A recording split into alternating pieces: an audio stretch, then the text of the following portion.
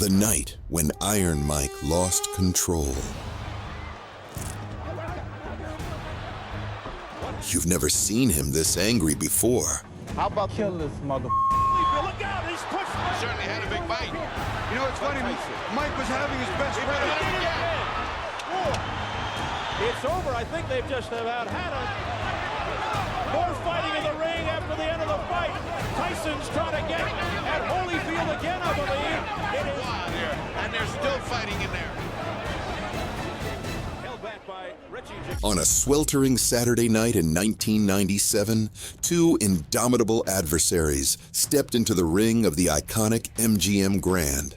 Mike Tyson, known for his fearsome approach, faced off against the steadfast and iron-willed Evander Holyfield. Little did anyone expect that the clash would go down in history as one of boxing's most controversial moments. In a surprising turn of events, the main protagonist of the evening lost his composure, leading to an uproar that captivated fans around the world.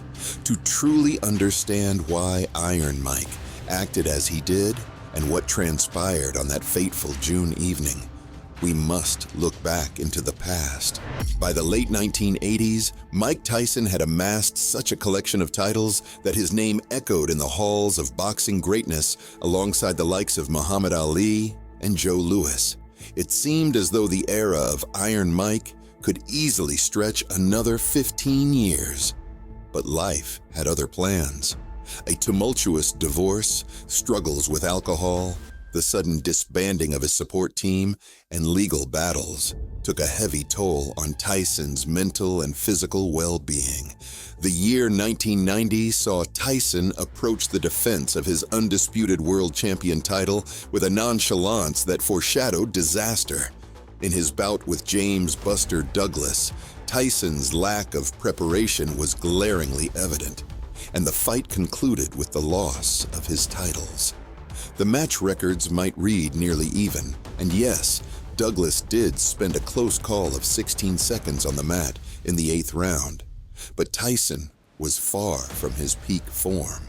Despite all the what-ifs, this bout would be etched in history as one of the most shocking upsets in boxing, with Douglas an underdog at 42-1 odds.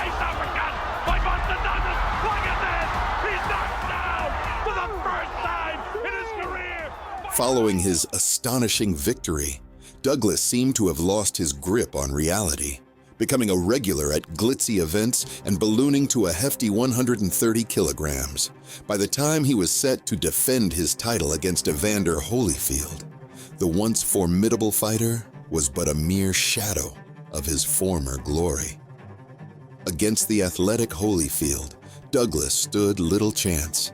He was decisively knocked out in the 3rd round, leaving Holyfield to claim the world championship across all titles. What a shot by Evander Holyfield! It was a twisting right, and down went Douglas. The electrifying prospect of a super bout between Tyson and Holyfield was put on hold as Mike Tyson faced significant personal hurdles.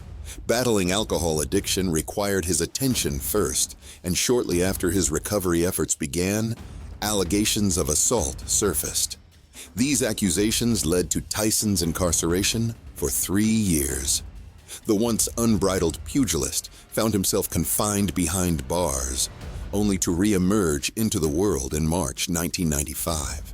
And so, the next year brought with it the long-awaited clash of two boxing titans, officially announced at last. But by 1996, both athletes were shadows of their former selves. Tyson had reclaimed several titles, yet his speed and knockout power had waned. Meanwhile, Holyfield had twice fallen to Riddick Bowe, leading many to write him off. Joe Cortez. It's over. That's it. Still, faith in Tyson surged. Odds of him winning against Evander were a staggering 1-22. Fans of Iron Mike seemed to overlook that their idol had lost some of his finesse after prison. However, Tyson remained a formidable figure, dispatching 4 opponents post-comeback in just 8 rounds. Most assumed Holyfield would falter against the raw power of his adversary, but Evander Holyfield, aka the real deal, didn't share this view. Knowing Tyson well from their days as friends and adversaries in brutal sparring matches, he once admitted, "I prayed our paths wouldn't cross in the pro ring." So impressed was he by the Brooklyn Brawler's strength. But those times had passed, and Holyfield had evolved. Not long before their legendary fight, Holyfield lost his mother in a car accident. Grieving yet driven by an unearthly motivation to win for her, he became a force transformed. The underdog status always spurred Evander on. He thrived on proving the doubters wrong. Despite their past camaraderie, the former friends did not hold back, throwing verbal jabs thick with animosity before stepping into the ring. He's in a lot of trouble. He's in a lot of trouble. Fight for Tyler. He's a quitter. He's not in there with no punk. He think he's in there with some bully, some punk. I'm going to show him what a bully does. And then after the fight, we're going to show him what a bully is.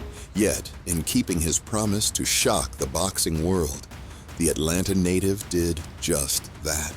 Facing Iron Mike Tyson, Holyfield delivered the performance of a lifetime. Last year in which Garcia died. We'll see if he's From the onset, Mike Tyson launched into the fight with trademark aggression, assailing his opponent with a barrage of punches.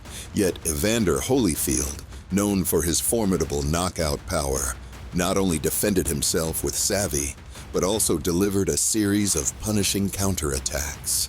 Unlike many of Tyson's former adversaries, Holyfield was undaunted by the ferocious offensive might of the controversial boxer. Holyfield's mindset was flawlessly attuned to the contest. He thoroughly adhered to a well-formulated battle plan without faltering under the onslaught. His strategy was straightforward yet effective, progressively seizing control while shrewdly employing clinches and elements of roughhouse tactics during precarious moments.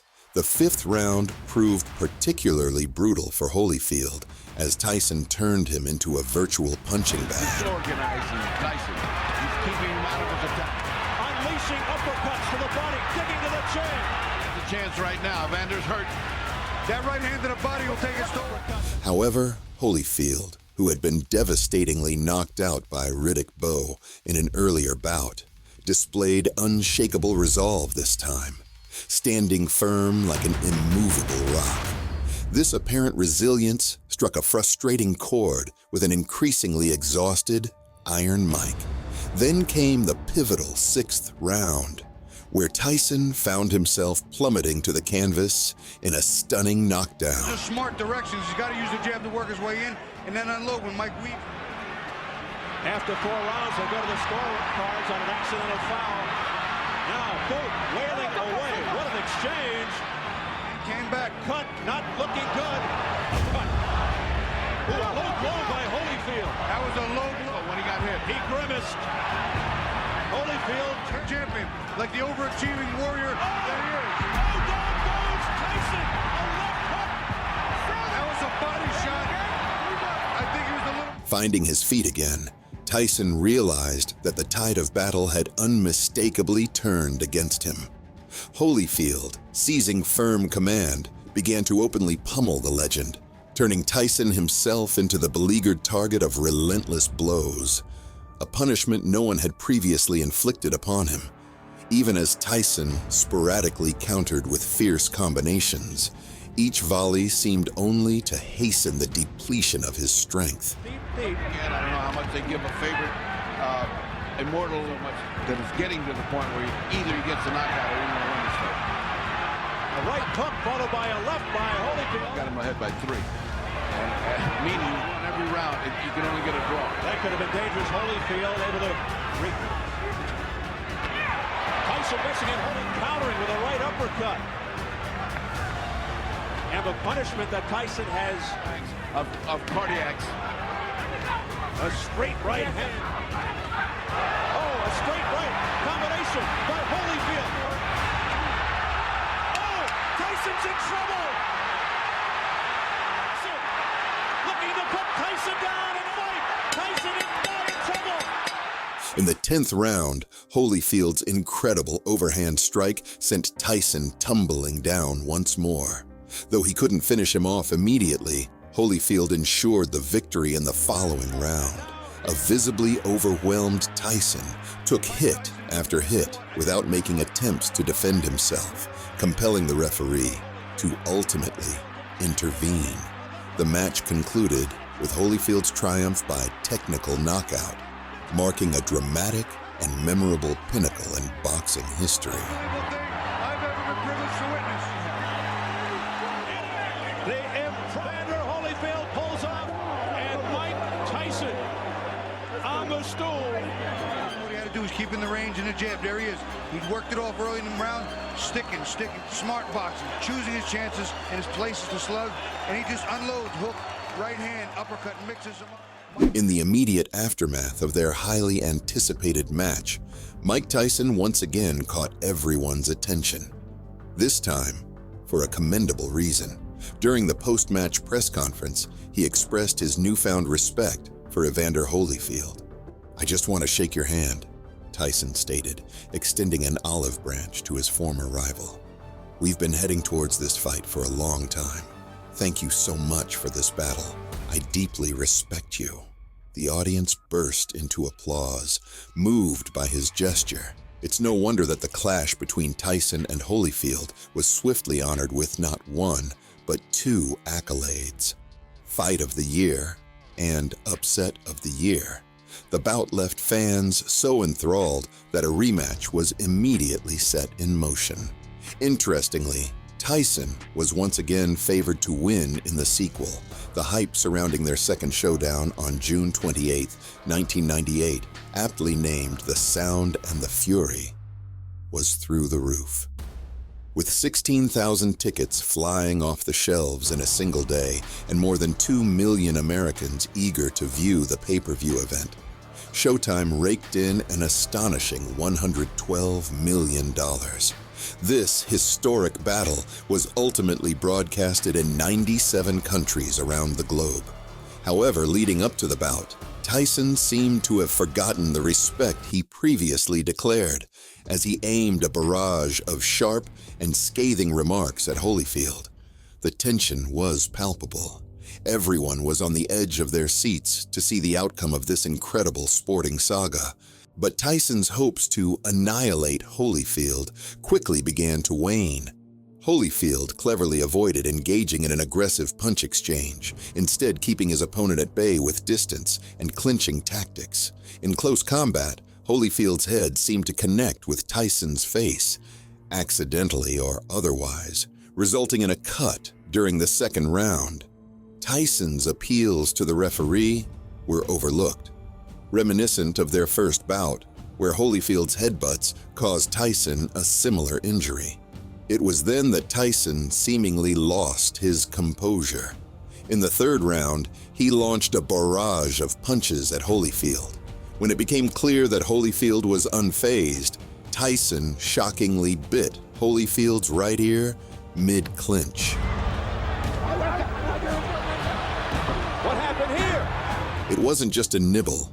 Part of Holyfield's ear was left lodged between Tyson's teeth, later to be found on the floor, and, after the fight, reattached to Holyfield. The severity of the moment was lost on many, as Holyfield danced around, pointing in agony at his injured ear. The referee, after examining Holyfield's condition, allowed the fight to continue. However, it wasn't long before Tyson bit Holyfield again, this time on his left ear, sparking a furious response from Holyfield.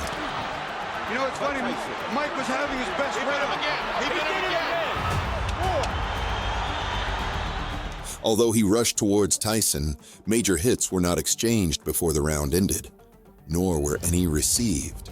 During the break, the referee finally took a closer look at Tyson's unusual tactics and decided to stop the fight, marking an unprecedented ending to a world heavyweight boxing event. More fighting in the ring after the end of the fight. Ironically, Mike Tyson's immediate reaction to the unfolding events was one of outright defiance. In a surge of protest, he fought his way through an inexplicably crowded ring towards Evander Holyfield. In the chaos, a police officer attempting to restrain Tyson got an unintended taste of the boxer's fury, though Tyson ultimately never reached his intended target. "I wanted to kill Holyfield," Tyson later confessed in his autobiography. Despite being weighed down by nearly 50 people, Tyson continued his relentless pursuit until he was finally dragged away from the ring. The aftermath saw Tyson stripped of his boxing license and slapped with a hefty $3 million fine. Nonetheless, the suspension was short-lived. Just a year later, the lure of financial profits from future fights paved the way for his return to the ring. But why did Mike Tyson behave in such an unprecedented manner? Several theories have attempted to unravel the mystery behind Tyson's infamous actions. Tyson's perspective. Tyson himself stated that his retaliatory bite was in response to Evander Holyfield's repeated headbutts, seemingly ignored by the referees. This excuse, while certainly not justifiable, gave some insight into his troubled psyche. Several journalists criticized Holyfield post-fight for what they deemed bullish tactics. Holyfield's account. The victim claimed Tyson realized too early that he would emerge defeated, as he had 1.5 years prior. Not wanting to relive the humiliation of another knockout, Tyson allegedly aimed to exit the ring on his terms. He achieved this objective, further painting his portrayal as a savage villain. The prevailing notion, renowned for his temper and lack of restraint, Tyson's past cemented his notorious reputation.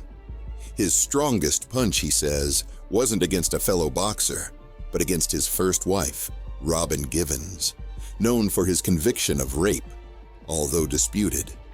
Intra-traffic altercations and in-ring violence that did not spare even the referee. Tyson was far from the archetypal good guy. Hence, his actions against Holyfield seemed consistent with the character molded throughout his turbulent life. The man was utterly unpredictable. Perfect company for Hannibal Lecter, at least in Madame Tussauds Museum in London, where the two figures stand in proximity. Strange as it may seem, years have mellowed the animosity between Tyson and Holyfield, steering them towards an unlikely friendship. A week after the bout, we crossed paths in an elevator. Everyone thought we'd erupt into a fight, but Mike merely inquired, "Hey, how are you?" Reminisced Holyfield, adding humorously, "Why brawl for no pay when I earned $35 million and Tyson $25 million in the ring?" During an Oprah show appearance in 2009, Tyson extended a public apology to Holyfield, a gesture gratefully accepted.